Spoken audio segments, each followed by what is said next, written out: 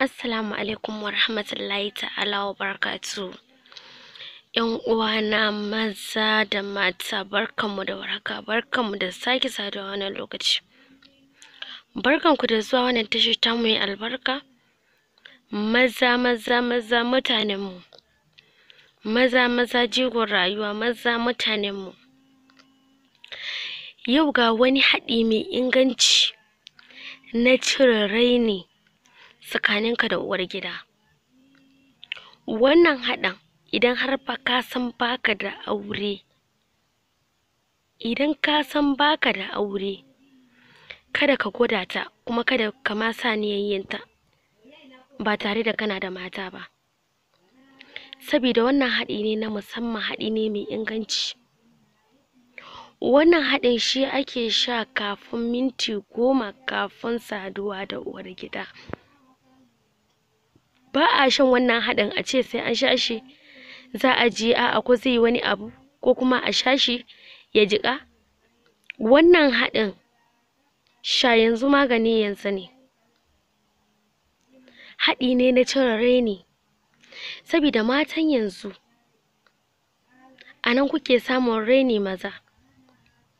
Za ka ga namiji ya sha wahalan aiki, ya sha wahalan nemo abinci da sauransu, amma ita mace damuwarta idan ya dawo gida duk wahalan da ya sha bai dame ta ba. Damuwanta dai ita ma ta buɗe ya shigar, sannan idan bai iya ba a fara complaining. To maza, ni ga taimako na musamman da na kawo muku, wanda kuma zai taimaka muku, ya taimaka wa zamantakewar ku ta aure baki ɗaya. Wannan haɗi ne mai sauƙi, sannan kuma haɗi ne mai inganci. Abu 3 kacal za ka haɗa ta. Wannan haɗin idan ka yi ta ka fita daga rainin uwar gida. Wannan haɗin kuma taimako ne zan baka shi, saboda ba zai yiwu ba ka je ka yi aiki ka gaji, sannan kuma ga uwar gida na jiran ka, nata aikin ma daban kuma na musamman. Da yawa daga cikin matanmu suna kan kai minti 8 kafin su yi releasing, wato su gamsu wajen saduwa. Majority kuma sukan kai minti 12 kafin su ji sun gamsu daga gwajin mazajensu.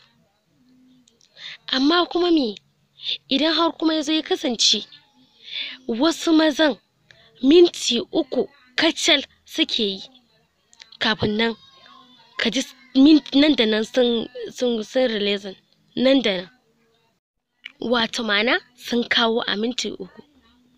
Wasu mazan da ƙyar sukan kai minti 4. Wasu mazan kuma jajirtattu ne, wanda mata suna buƙatan ka cire raini, sai dai su ji sun gaji kafin nan kai ka gaji. Wani namijin zaka ga minti da minti a take, zaka ga tun kafin ma ya fara jima'i da matarsa yana sakawa zaka ga ya kawo, wanda kuma bai dace ba, wanda shine zaka ga yana kawo matsaloli da yawa a zamantakewa ta aure na yanzu, wanda kwata-kwata abun bai dace ba, kuma sannan ba haka ya dace abun ya kasance ba.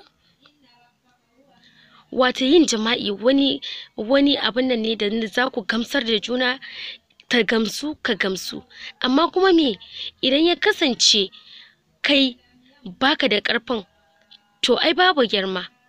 Wanda ya kasance babu girma, wato ma'ana girma ya faɗi, sai ka ga duk abin da za ka yi wa mace idan har ba za ka iya biya mata buƙatanta ba, fanko kake gare ta. Ya kamata a ce ka yi har ta ce ita ta gaji, sannan sai ka sarara mata.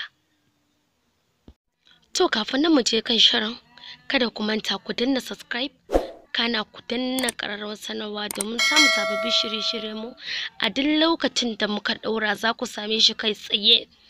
Abu na farko ɗan uwa, zaka nemi jinja, wato citta ɗanya kamar yadda kuke gani, sannan zaka samu lemun tsami. Abu na biyu kenan, sannan zaka samu wato zuma, honey kenan, mun san shi. To ɗan uwa, wa'annan abubuwa da na lissafa su zaka samu waje ɗaya. Kada ka damu da wai ka gaji kayi aiki kayi waye ka damu da wannan, sabida ka biya wa uwar gida bukatanta. Duk soyayyarka da mace fa idan har tana sha'awanka ba za ka iya mata wannan abun fa, to sunanka zero.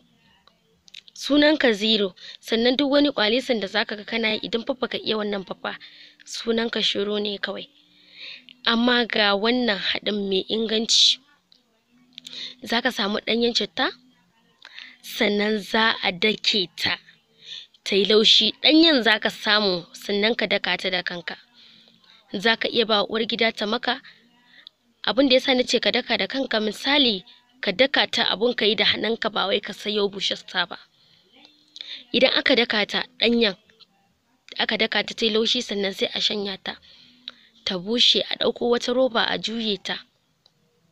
Bayan ka san yanzu sauran ɗan mintuna ka shiga ɗaka kai da uwar gida, sai ka ɗauki wannan garin cokali ɗaya babba ka sa a kofi. Idan ka sa a kofi sai ka zuba ruwa ya kasance kofi ɗaya, a ɗaura a wuta a tafasa shi. Idan ya tafasa a sauke, a tace wannan jinja ɗin. Idan aka tace wannan jinja ɗin wato cittan, ya kasance ruwan kofi ɗaya, a ɗauki wannan lemon tsamin a tsage ta. Idan aka tsage lemon tsami, rabin za a matse a cikin wannan ruwan. Idan aka matse, a ɗauko zuma mai kyau cokali ɗaya, sannan sai a juya ka shanye ta. minti goma kacal na baka, zaka ji ka zamzam. Sannan babu reni tsakaninka da uwar gida. Wannan haɗin zaka gode min kuma zaka kuma gode min. Zaka cire reni ɗan uwa. Wannan haɗin mai matukar inganci ne. Wannan haɗin ba na yara bane. Idan ka san baka da mata, kada ka ma ka gwada wannan haɗin, sabida zai dame ka. Kada ku manta ku danna subscribe, kana ku danna ƙararrawar sanarwa domin samun sababbin shirye-shiryen mu a duk sanda muka ɗora. Ni ce taku har kullum, Anty Mami. Na barku lafiya.